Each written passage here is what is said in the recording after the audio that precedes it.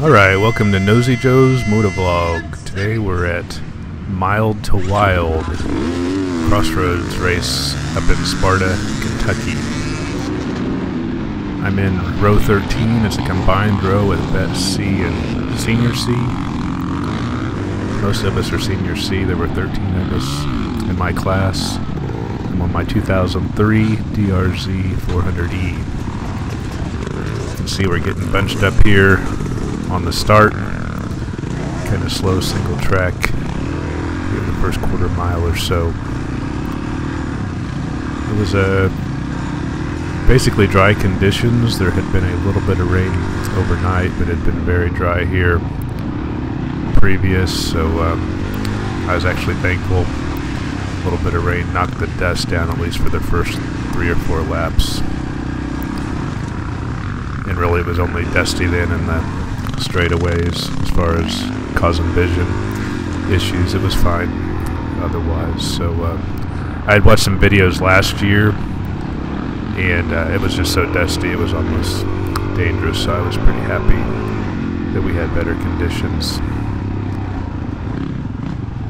It was hot though. I think it was close to 88 degrees by the time the race was over, so it just kept getting warmer throughout the race. You could definitely feel that. And it was a little bit more humid because of the rainfall the night before. I completed 5 laps. I'm going to show you my first lap. The guys who did 6, basically, who went a little bit past the 2-hour mark, actually saw some rain again, and I guess it got pretty slick as the rain just kind of sat on top of that dust and made a slick surface. So I was actually thankful also that I was slow enough not to have to deal with that. I came in at like 2 hours and 7. So this is going to be my last race, I believe, until MSXC starts. MSXC starts next weekend, round 1. I think it's the Ridge, which I'm going to miss. I'm going to be at a car show next weekend, so unfortunately I'm going to miss round 1, but then I'm going to pick up those races in October. A little hop over the tire there. Kind of neat little feature that was fun to pop over.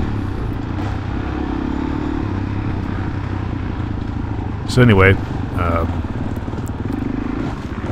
done a little bit of work on the bike. I had, I guess, what's a common DRZ problem with the leaking water pump through the shaft there, so I did the RTV fix on that, and it seems to work just fine.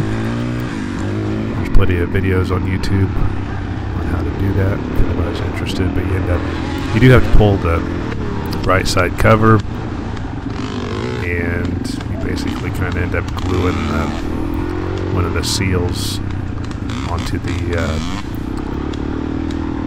impeller or propeller. It's on the shaft of the water pump, and I guess that must be the path of leak, because when you adhere that with some RTV, you no longer get that seepage or leakage of coolant traveling down the shaft. So anyway, seems like it worked. No problems this race with that coming out. I do have still a smidge of a right-hand fork leak that I noticed last race. It was better, but I think I'm going to take that back to Morgan's suspension in Louisville and have them put some better seals in there. I was talking to Gary, and maybe the seals I chose for the rebuild were the best, because they only lasted about 3 races. Tires wise, I think I mentioned at the end of my last race, I was going to install some new KKE wheels with a fresh set of IRC tires, M5B and VX30. However, I thought, given the conditions of this race, and as well as they performed at Whiskey River, I just leave on the old tires and wheels, and for the most part I was happy. that I did that, I didn't have much issue with traction. The front's really still pretty fine, the VX40, but the E33S is starting to look worn. Another little hill climb here. There's several hill climbs that kind of start off, you know, with an off-camber turn up into it during this race that were a little bit of a challenge for people. These people here are watching the pro hill, but I don't know how many people they would have saw come up out of there, because as of the start of our race, Cash said nobody had made the pro hill.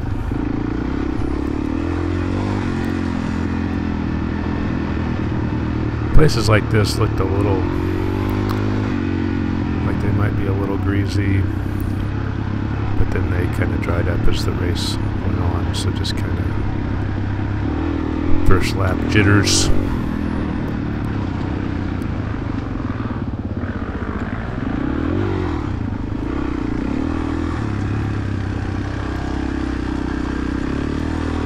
So yeah, I guess to sum up my readiness for MSXC, I just need to get that one fork worked on, and then mount my new tires and wheels, so they're ready to go. They just need to be put on. I did go with a double rim lock on the rear. I am going to do IRC, or I did IRC heavy tubes again on that. Been real happy with really IRC tires and their tubes. They work good. The only problem I've had in that whole arena is some slippage of my rim lock on the rear, and that's why I double locked it on the KKE setup. So we'll see how that works.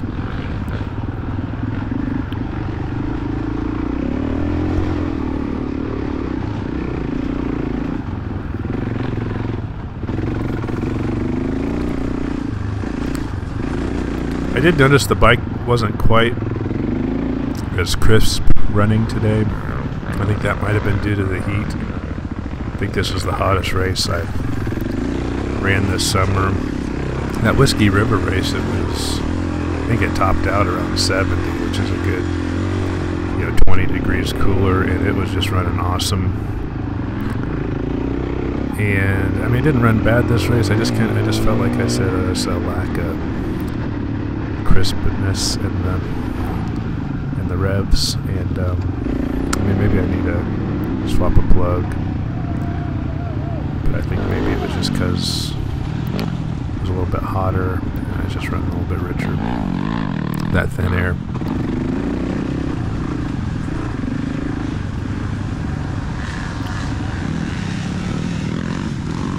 There's a lot of places like this where there was a turn that was easy to miss. I'm not saying it was poorly marked, it just seemed like it was easy to get going and then suddenly miss a turn.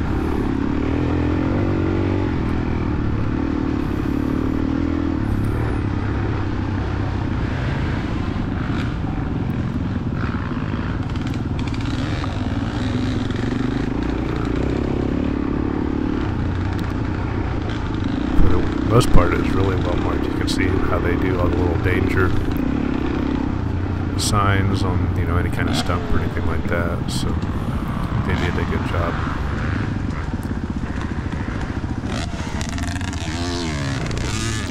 Catch up with that KTM.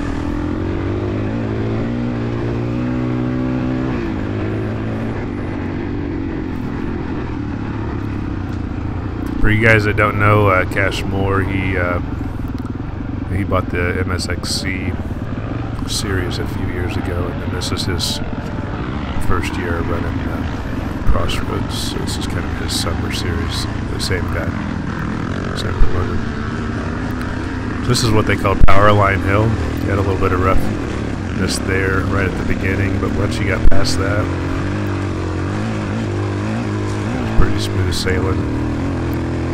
I think I ended up getting, not on this lap, but on later laps in the fourth gear climbing that hill.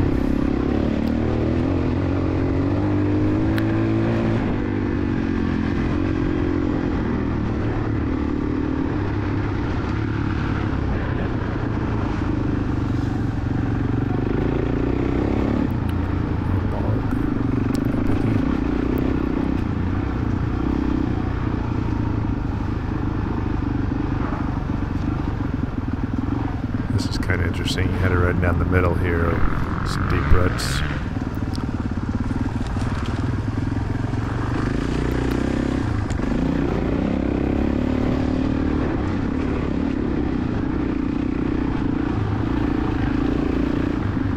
Another up camber turn into a hill climb I didn't anticipate, so I killed it and had to restart there. Kawasaki and a KTM passed me, so now I gotta chase them back down.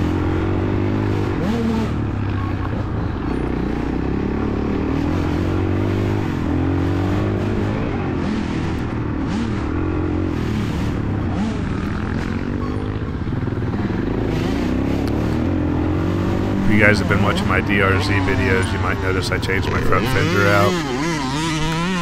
For whatever reason, I really don't like the modern looking front fenders, so I found actually an old 2000-2001 yellow fender that has a more traditional fender shape, more like my XR600 had, so it's a more familiar perspective looking out over the front, just like my XR, so I like that. I'm weird like that.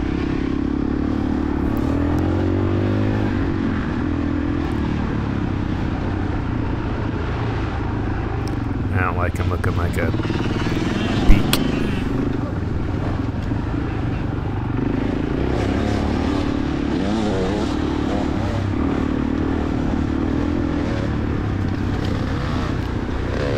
There, I believe, is Mike McDonald, if I'm not mistaken, who ended up winning my class. The reason he's coming up behind me, I'm talking to him after the race, is they got off course and had to turn around. So, yeah, I was like, why is surely Mike McDonald's not lapping me, and surely I didn't get ahead of him, but he had made a wrong turn.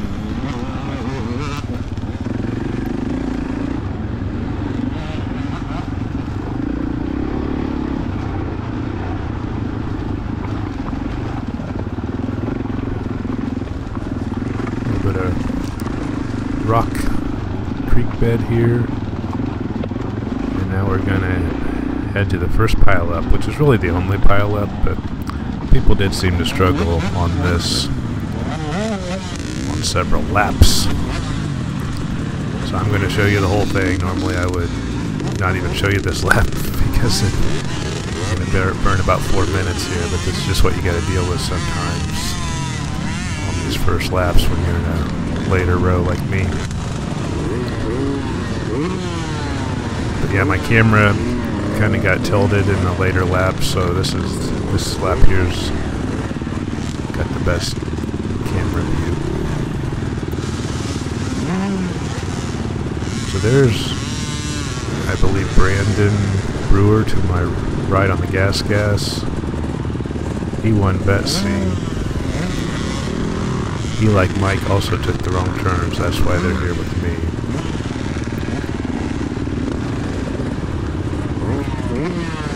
It's always kind of a tough decision during these things, whether to sit back and wait or to... Seems like a lot of guys just are happy to wait, so if you want to make any progress, you kind of gotta push your way through, which is what I kind of try to do.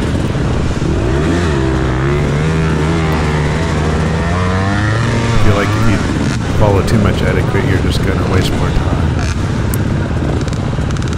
So I'm trying to get out of the way of the guy here on the left, because I could go, but then other guys want to jump in, so...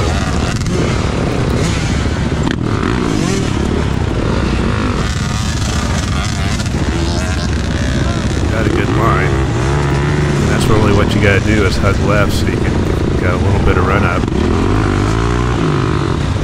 and then that KTM wants to take it, so I don't really go, I just weasel up there. I should have just went, so I don't have enough speed and have to toss the bike.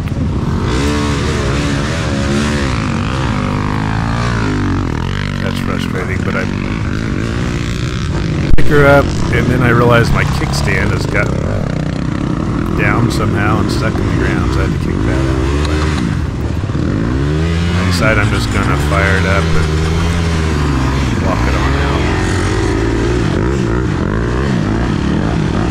I kind of made it past the steepest part. I accidentally hit the kill button. I don't realize it. Restart. Get on some flat ground so I can get back on the bike and take off. So, just for comparison, I'm going to show you what happens in lap 3 on the same section. Here's lap 3, where there's nobody in the road. Easy peasy. Alright, so back to lap 1.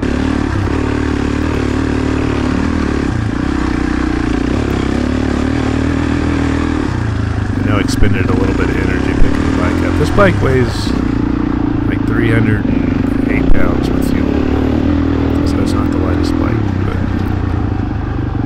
I like it. It's a shade top heavy compared to my old XR600, which weighed about the same, which wasn't top heavy. XR was a little more balanced. But in the case of both bikes, when you're riding, you don't really feel the weight. There's some good things about the weight as far as inertia that allow you to, kind of carry through some things and actually get some traction where some of the lighter bikes don't. So,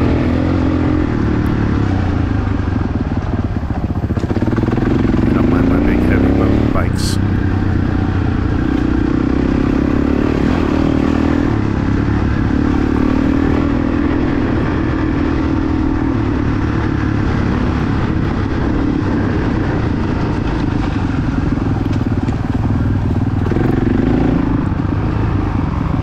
So really between Powerline Hill and that little mini climb out of the creek there, those are probably the two biggest features. Kind of mark the course. There were lots of, like I said, little places that were slightly tricky. Those were the big ones. I could imagine this place if it rained a lot or something pretty tough.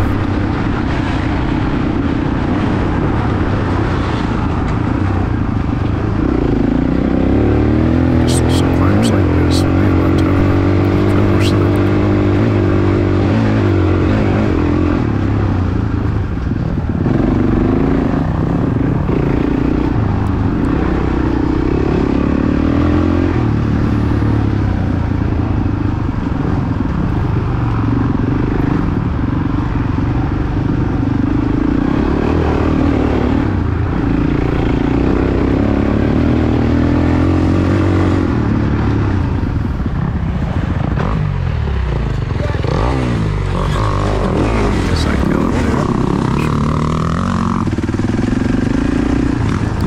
It is nice having an electric start. That's the one thing I had trouble with the XR600 last season.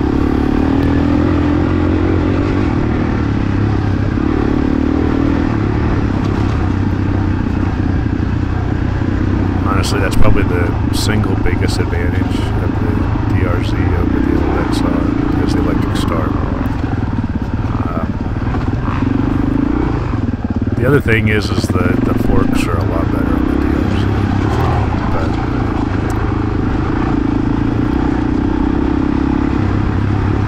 I don't know that would be enough reason to upgrade.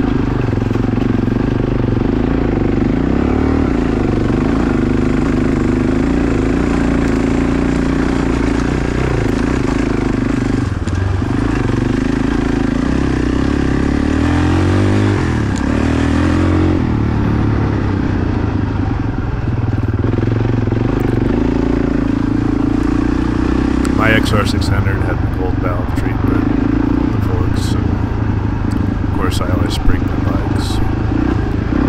So I kind of made the XR as good as it could be. I am, from everything I can tell, averaging higher ground speed with the DRZ. And I I suppose that would have to be suspension.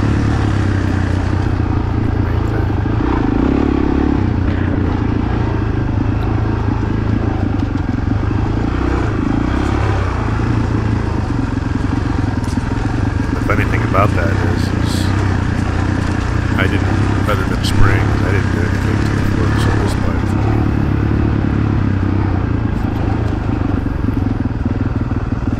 I've watched some YouTube videos where they talk about the DRZ, and some guys complain about the suspension, but I don't know what they're comparing it to. If they're just trying to say it's not great for high speed, but I mean, it's a 49 millimeter traditional fork for trail riding. Sea rider like me, it's plenty good suspension. It's better than a lot of higher end bikes. Now, it might not be if you don't do the springs and stuff, but everybody should do springs. That should be better.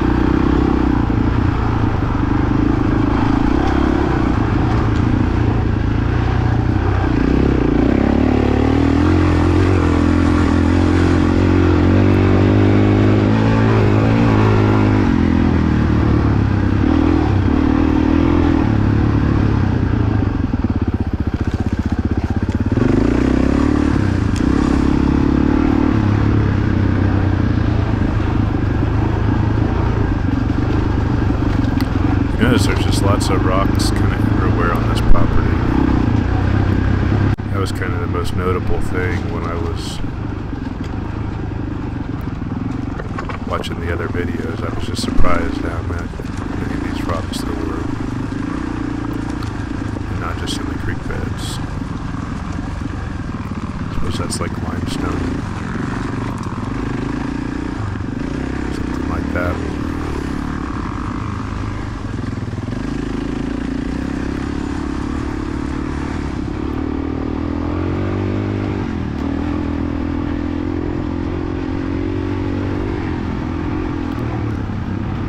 Guy I'm catching up to on the Kawasaki, he and I went back and forth probably 3 or 4 times. He was carrying more speed than me most of the time, but and he passed me and then he'd wreck and then I passed him. I must have saw him picking up his bike about 3 times throughout the course of the race.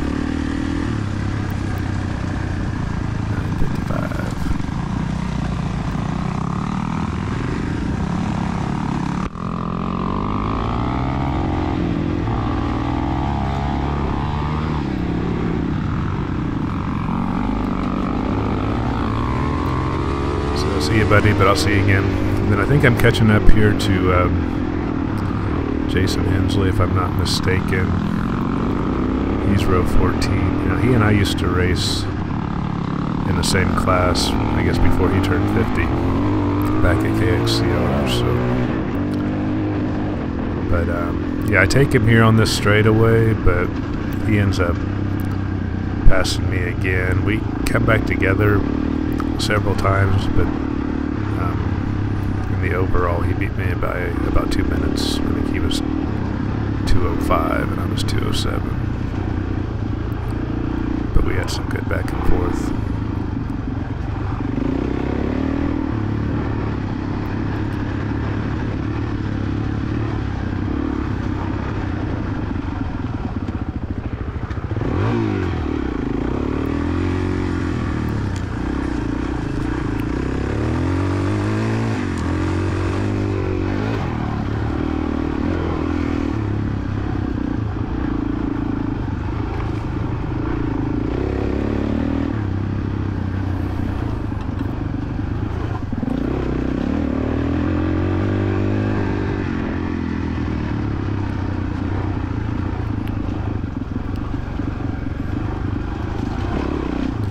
2-minute warning on the first lap.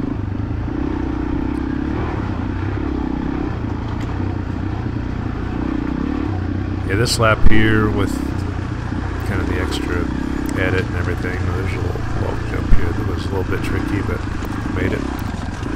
It was a 27-minute lap and some change, and pretty much all my other laps were in the mid-24s, so I shaved about 3 minutes off when I didn't have to deal with the little creek pileup.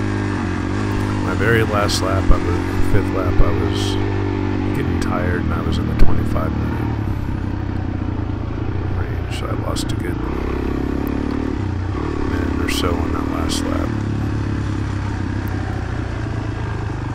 And that's where I never saw Jason Hensley. He and I were close coming through scoring when I thought our 4th lap was going to be our last one, but we came through at like 146 and we got the white flag, and I was hoping to get the checkered, and I was wanting to be done. So he put the pedal to the metal and turned in a real clean 5th lap, and I lost a little time on that one. I don't really remember any big mistakes. I just was running low on energy, which that happens sometimes when you think you just gave it all on what you thought was going to be your last lap, and then it wasn't.